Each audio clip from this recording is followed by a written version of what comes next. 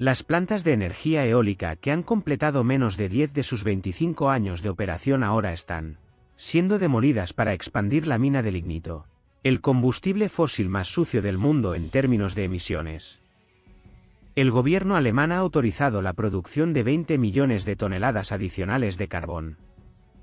Pero, según un nuevo estudio, incluso este carbón resultó ser mucho más ecológico que el GNL entregado a Europa desde Estados Unidos. En cuanto a los aerogeneradores, si las 8 estaciones que se van a derribar no son suficientes, se derribarán más. El ministro de Economía alemán, Robert Habeck, ya lo ha calificado como la decisión correcta, mientras que el político del Partido Verde, Oliver Christ, calificó la extracción de 20 millones de toneladas adicionales de carbón al año como uno de los mayores logros que hemos logrado en los últimos años. Al mismo tiempo, tras el abandono del gasoducto ruso, toda la industria eólica europea de repente empezó a experimentar pérdidas récord, incluso teniendo en cuenta el apoyo gubernamental. Así, durante 3 trimestres de 2023, la división de energía eólica de Siemens, Siemens Gamesa, registró pérdidas récord de 2.200 millones de euros.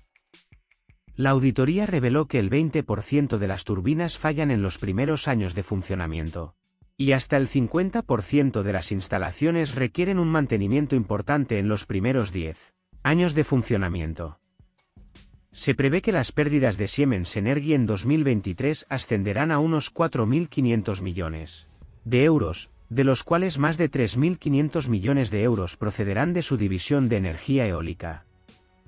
Considerando que en todo el mundo se han instalado aerogeneradores con componentes producidos por Siemens Gamesa con una capacidad total de 132 GW, la compañía dio la voz de alarma y solicitó apoyo gubernamental con una solicitud para obtener un sistema de garantías para nuevos préstamos del Estado. Con la ayuda del apoyo del gobierno, la empresa espera resistir hasta que la energía verde vuelva a ser rentable. Se prevé que las pérdidas de la empresa por la energía eólica se reducirán a $2.000 millones en 2026. Es decir, esperan tener menos pérdidas en 3 años que hoy, en 2023. ¿Pero por qué no surgieron antes problemas similares?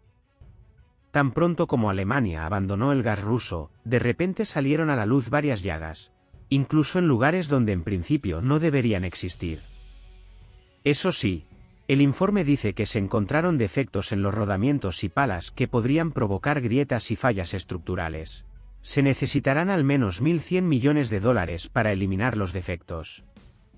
Pero el problema se encontró principalmente en las turbinas eólicas terrestres, la gran mayoría de las cuales están ubicadas en Europa. Sí, las turbinas eólicas deben mantenerse mediante mantenimiento, al igual que cualquier central eléctrica. Solo antes del abandono del gas ruso, el apagado de emergencia de los generadores eólicos se compensó inmediatamente con el funcionamiento de una central eléctrica de turbinas de gas. Y ahora el estacionamiento de aerogeneradores provoca pérdidas de $1.000 millones.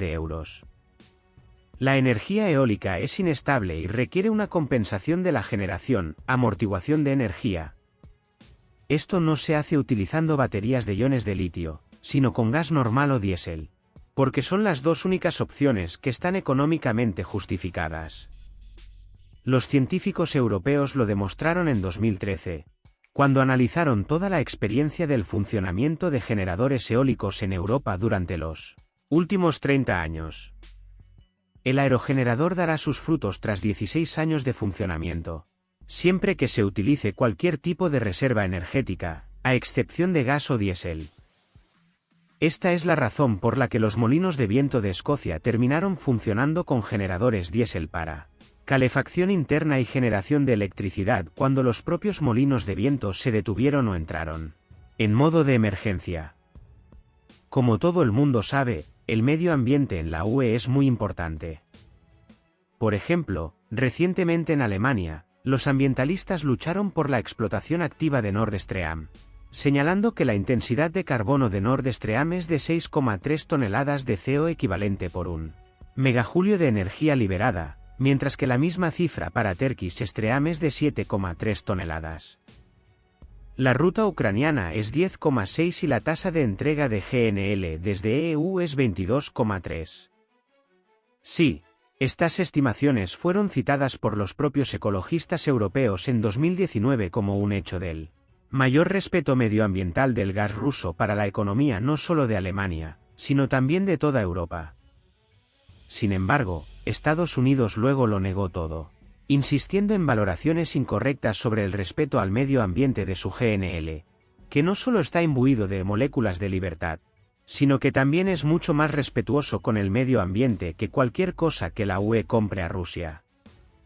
Y tan pronto como terminó la operación de Nord Stream, Estados Unidos repentinamente cambió de zapatos en vuelo, publicando un estudio de varios años el 23 de noviembre de 2023, que afirma que cualquier GNL, incluso el de Estados Unidos, es mucho más sucio que carbón local utilizado en energía.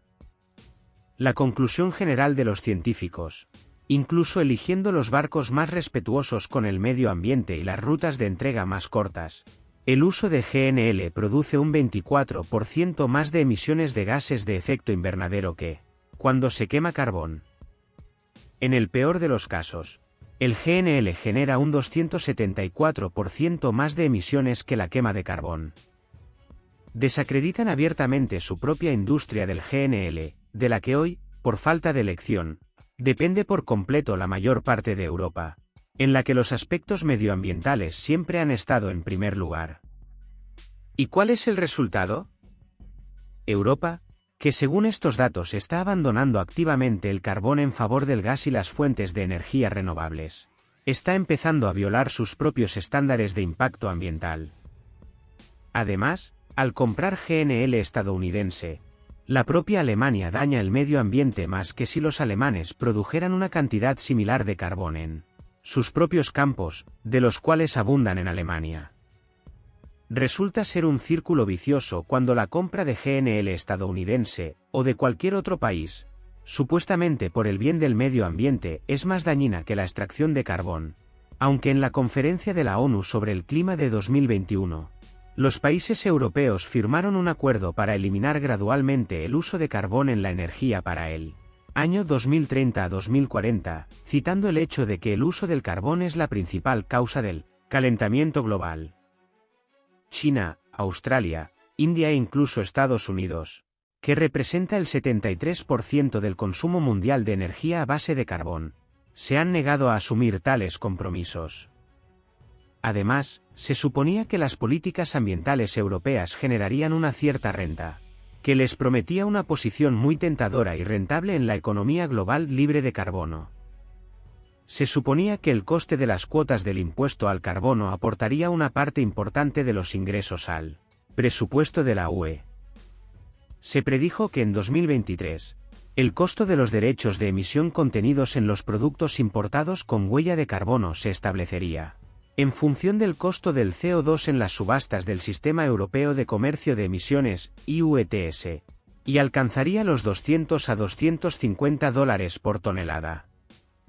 En modo de prueba, se suponía que el pago de un impuesto al carbono sobre los bienes importados a la Unión Europea comenzaría a funcionar en 2023, y a partir de 2026 todos los países de la UE tendrían que cobrar el 100% del impuesto al carbono. El hecho es que todos los países que comercian con la UE deben pagarles un impuesto al carbono simplemente en virtud de su presencia en el rico mercado europeo. Por ejemplo, Rusia, manteniendo el mismo volumen de negocios comercial con la UE, en 2026 tendría que pagar más de 1.600 millones de euros en impuestos al carbono al año al costo actual de una tonelada de cuota de emisión de CO2. Y a un precio de $250 por tonelada, Rusia pagará 5.500 millones de euros de impuestos especiales adicionales al presupuesto de la UE, solo por el hecho de suministrar nuestros productos, incluida la energía y los recursos fósiles, a los países de la UE. Lo mismo se aplica a todos los países del mundo, incluidos China y Estados Unidos. Así, para 2030, el presupuesto de la UE debía estar formado por un tercio del impuesto al carbono pagado por los bienes importados. Pero hoy en día, cualquier país, especialmente Estados Unidos, citando este estudio, puede negarse a pagar un impuesto. Además, los propios europeos deben pagar un impuesto adicional al presupuesto estadounidense por cualquier producto exportado desde Estados Unidos a la UE, porque la huella de carbono final del uso de GNL estadounidense en la UE será mayor que la huella de carbono de un producto similar producido fuera. Europa utiliza la energía del carbón, por no hablar ya del gas o de la energía nuclear. Para nivelar la situación del impuesto al carbono, la UE necesita eliminar gradualmente todo el GNL y comenzar a extraer carbón para reemplazarlo. Esta es la única manera de lograr la paridad del impuesto al carbono con los bienes importados.